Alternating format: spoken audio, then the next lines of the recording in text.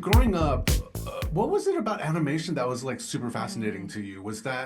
Did it just inspire certain things, or were you just kind of, I don't know, can you talk a little bit about your relationship with animation growing up? Yeah, I think, I just have a relationship with film in general because I had a father who, to this day, and all through my childhood has been a massive cinephile. So I grew up watching all of these foreign films as a kid. Like I was watching Kurosawa films when I was like 10 years old and stuff, and then I've had to rewatch them since. But so I just grew up with like a lot of amazing filmmaker knowledge, and my dad was also. Just really appreciated art and recognized that I had a talent in just drawing. And I also wrote a lot of stories as well.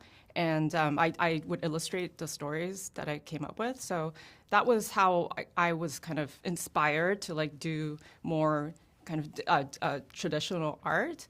And we would go to every Disney movie that would be out. And so it was just kind of always around me. And my dad really nurtured that talent and that kind of, I don't know, interest. Yeah. It's so cool because also, obviously you went to school then to learn classical animation and stuff. So what was that like to have this interest and hobby and then go to a space where like everybody was doing that too? And that must have been, was that intimidating but also exciting? Like what was the kind of experience like when you realized that there was a world of other people like you that could like, also have the same passion and kind of curiosity of animation that you did? Yeah, it was like you say, it was very wonderful. And the school that I went to, Sheridan College, really kind of nurtured like a lot of life drawing. So there was a lot of like expressive, like observing and kind of caricaturizing real life stuff. So and with my film knowledge and watching like Charlie Chaplin films for a lot of, many hours of that, I really kind of focused on like character acting and the comedy acting. And that's a lot of that is in the film. How does that then translate to, your first job? When you get hired, obviously now you have this skill set, but then what was the thing that like you brought along with you then into like your first gig, and then how did that kind of allow for you to kind of get the next gig? Like how did that kind of improve yourself in the process? Yeah.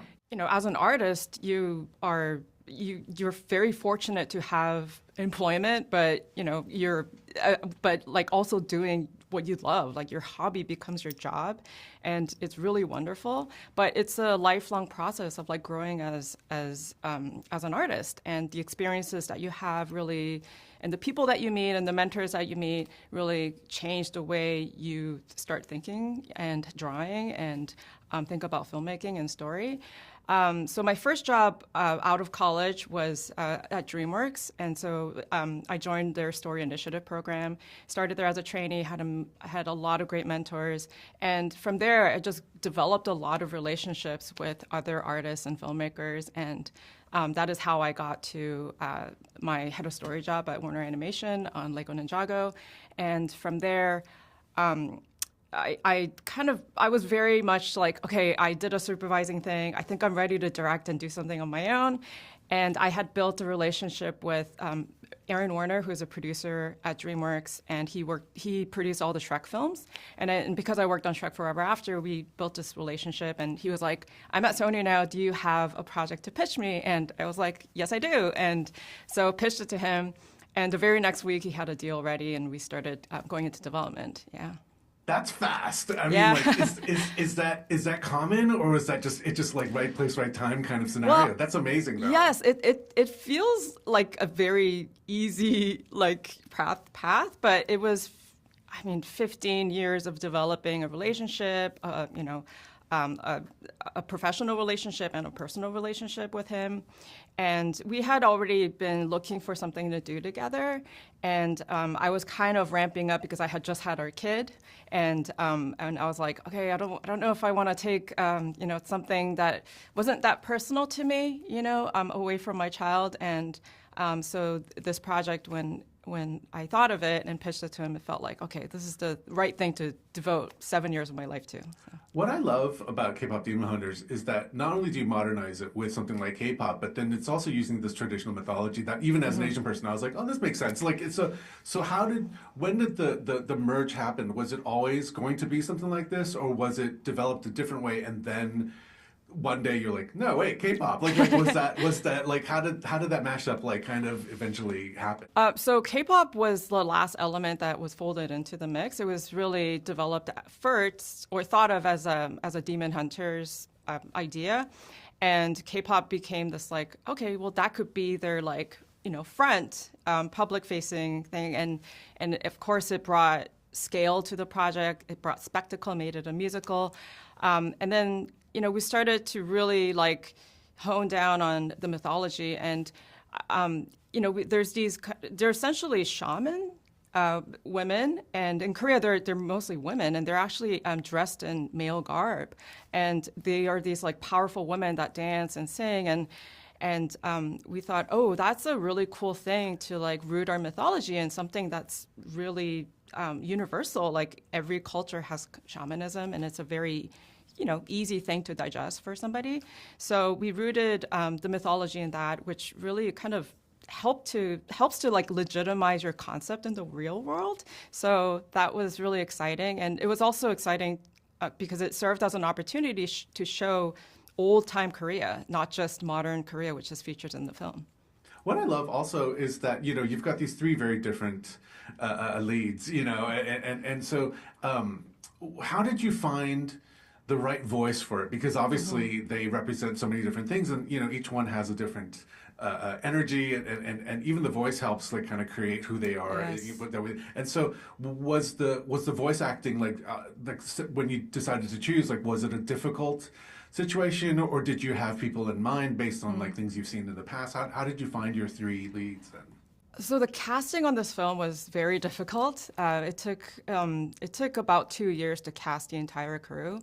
And so a lot of the initial like voice acting was done by me. We do something called scratch acting because because animation takes so many years and so many iterations to make, every single like scene. So it was me doing 3 different voices of these girls, and so I had to kind of create 3 versions of myself, I guess. But we had very specific kind of archetypes for each one, and we had comps for each of the characters. But we really wanted all 3 of them to just be very unique, and so we were very lucky to find 3 actresses who really suited the characters, and some of them when we met them in person, we're like, oh my gosh, you are exactly this person, but in a real life person. Was it weird then to like give away, because obviously you spent so much time doing these voices, and then finally like you're like, oh no, Arden's gonna take over this, like how was that like that first day of recording? You were just like, must have been interesting to like, and weird meta. Yes. This must have super like meta and like so yes. So well, I mean, it was very it was a relief for me, because by then I was so sick of hearing myself. And it was like, oh, thank goodness, now a professional is taking this on and doing a great job of it. Can I ask you how you kind of break down the collaboration with Chris, your co-director? Obviously you knew him from before, but like, how did you know that he was the right person to kind of co-direct, and really, how did you break down like the division of workload in terms of this film then? Yeah. So, when we were looking for a partner for me, I spoke to a bunch of different people, and, Chris was the only person that spoke about his connection to music, and that was his connection to the story and the concept. And so, and I had always thought that, of course, this was going to be a musical, but not in the way that it turned out to be. And his relationship with music is so much deeper than mine, because he's also written music and performed it. So it was a part of the kind of thinking about this film that I hadn't really thought too much about. So it was great that he brought that and inspired me to think on it more. The music itself, it's legit. Like, it's not like, Yeah. oh, here's, people doing K-pop-esque. Yes. It's literally people that work in the industry in Korea right now, making hits and stuff. Yes. And so was it an easy kind of get to find these people to say yes to this? Or did it take a little bit of convincing to be like, this is what we're doing, trust us, we're not going to make fun or, kind of put down what K-pop is to most of the world right now? Yeah, it was surprisingly not hard. It was quite easy. And the first time we pitched the story to BlackLabel and Teddy in particular, he was like, this is cool. This is really cool. And he loved the kind of wordplay of Saja boys, which, the word Saja also, it means messenger, and it's the Grim Reaper in Korean, but it also means lion. And so that's why we have the lion symbol for the Saja boys. And then the other writers, they also were really kind of, they really hooked onto the idea of doing a movie that really kind of showcased the power of music. So it wasn't a hard sell. I love the goofy side of these girls. So whenever they are eating food or like see something that they like, they get all. And there's the term chibi, I didn't know this, but like is that like was that always also a decision on your end that like there was always going to be a very different, depending on the mood, like there was always going to change into something very, kind of extreme of like what we end up seeing, like the version of the stage version and then versus these like eating. Yes. The girls, yeah. Can you talk a little bit about that? Yeah. I've watched not a lot. I've watched some anime and I really appreciate anime.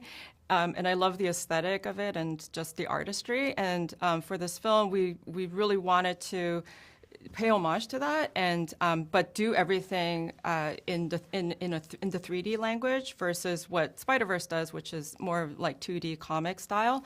And so that was a way to kind of separate our style from theirs. And the Chibis, like Scott Watanabe, one of our art directors, drew some of these chibis at first, and we were like, this is amazing, and we wanted to use them more, but we ultimately decided to kind of, I think we use it twice or 3 times in the movie just to accentuate certain moments. But yeah, they're very adorable. It's like highlights. You're like, well, it's like a shock to the system almost. I love how you're talking about how you were developing because I read somewhere that the lighting is a little bit different in terms of how.